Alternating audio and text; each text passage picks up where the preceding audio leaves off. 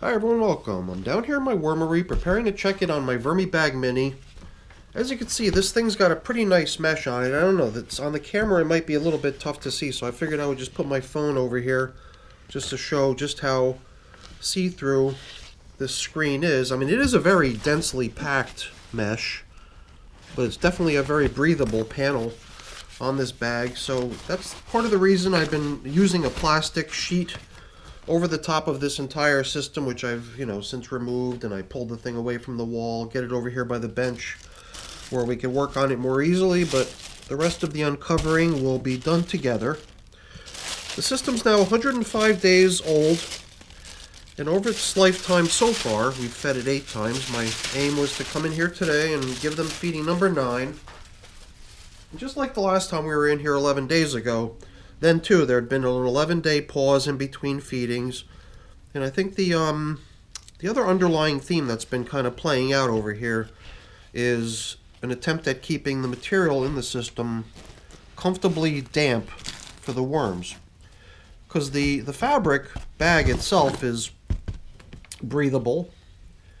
That's the reason I've also got like a plastic piece of material wrapped around the bag, trying to preserve its moisture content. I've got a replacement coffee filter over here that we're going to use as the new feeding zone indicator. So this old feeding zone indicator, along with some of these pieces of soiled paper towel and napkin, can go in as our bedding, and the food supply is just a typical mishmash of different things, kitchen scraps. And I've also got my worm chow, as well as some grit, if we don't forget to apply them. Usually I'm reminded to apply the worm chow when I lay in the coffee, because the coffee I like to include, just because it just seems like a big mass of one single substance. I like to throw a little bit of worm chow in there.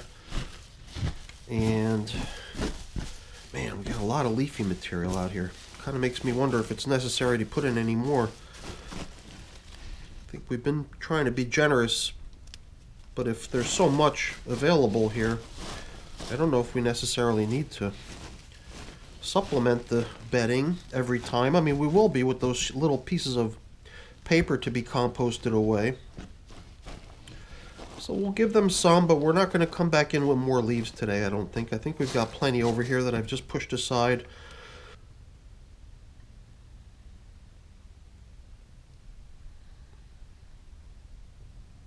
So now, last year, Halloween 2023, after the holiday came and went, I collected a bunch of pumpkins, and I had a whole bunch of stems.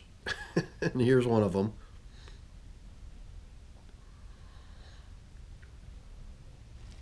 Oh my, I shouldn't really lean on the bag so much, pushing it out of frame. So as you can see, the worms were coming out for the pumpkin stem, and I'm not even sure if that's the biggest piece. That could very well be the thickest piece of pumpkin stem that's in here, but there's a variety. There's long ones, there's short ones, there's fat ones, there's tall ones.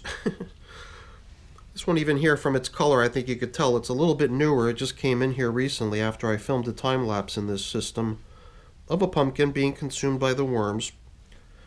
That included the stem, and that was pretty much all that was left by the end. Here is just sort of like that bottom section of it that connects to the pumpkin itself, and the stem portion was either cut pretty tight to the pumpkin originally, or it looks too much of a clean cut. I believe that's probably the way that pumpkin came. But most pumpkins have a little bit of a stem on them, if they have a stem on them at all. And you know what? I've got a huge collection of more pumpkins. Because these all go back to last year's Halloween, but Halloween this year just came and went. And I was able to score a whole lot of pumpkins. I even made a post of it in my community tab on my page, so if I don't forget, I'll put a corner link over there, a card for you can follow the link over to my little post about it. I suppose I could also include a little clip of what's under my bench over here. A huge score. Pretty pretty much all I could fit into the vehicle and bring home at once. So let's see here. This even looks like maybe some leftover coffee filter from even a previous incarnation of the feeding zone indicator. So the feeding zone indicator can go right in there on the bottom. Then we can start coming in with all these yummy foods. These all came out of the freezer in a single lump from the bag that was storing them. So I didn't bother to try to separate it or check out what's in here, but as you can see, it's just an assortment of various different things. So, let's put a little bit of this aside, because then we can maybe come in with some of this supplementary bedding that we allocated to this feeding and start getting it placed in here to give them a little bit more carbon-based type stuff to nibble on. I guess we could put 2 down here. We'll have a couple more. But you know what? Let's get these pumpkin stems back down into action and keep them going. Some of them, like that new one I just put in, this one's probably not even soft enough to... Well, it actually is. Terribly fragile. As you can see, I'm able to break apart pieces of it with just 2 fingers. So those ones that have been in these systems the entire time of the 105 days plus... part of the 6 months when they were still, these worms used to live in buckets. And then the material that had been in those buckets all got moved into here. So there's a lot of really nice, pretty much finished castings down below this active layer where we're feeding and stuff. And for that reason, I've been wanting to not really probe down too deep into the system for fear of blending in all kinds of stuff that's not broken down, because it's what's down low is really just a whole bunch of beautiful castings ready to go pretty much. And I've got actually 2 days worth of coffee here. Nice generous supply of coffee and a few little additional veggies that were left behind in the transport container. Let's get all this stuff in here too. And then, like I said earlier, I've got a little bit of my worm chow remaining here. I'm anxious to get the next batch started. I've got a little bit left to go here, but I'm not going to lay in too much. We'll save a little bit for perhaps another feeding elsewhere, and then we'll be ready to prepare some more.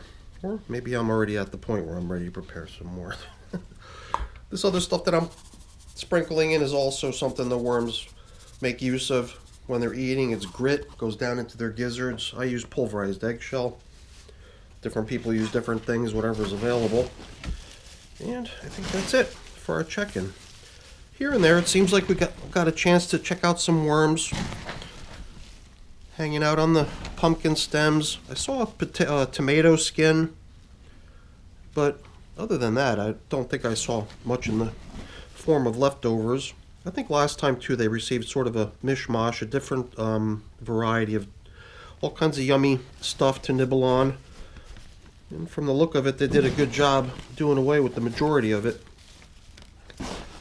And now we can let them return to doing it again and continuing to do it. So I'm just pondering the possibility of doing what we've been doing over the past few check-ins before I start laying on our feeding zone indicator and top coverings and stuff like that.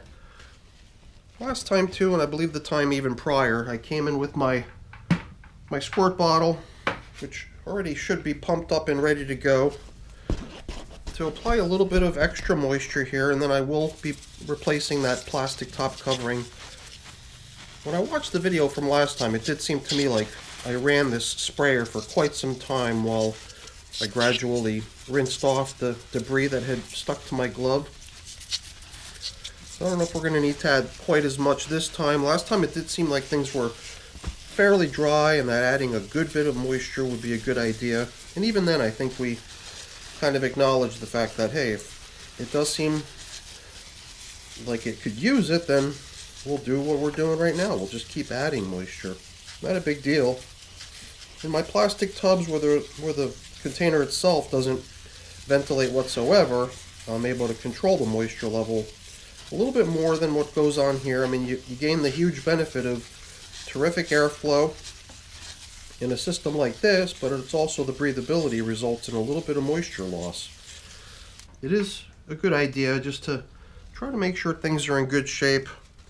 Perhaps one of these days it might be possible to actually do a probe down deeper below where the active feedings are occurring, just to see how things are a little bit lower. Hopefully everything's safe and sound down there from a moisture perspective.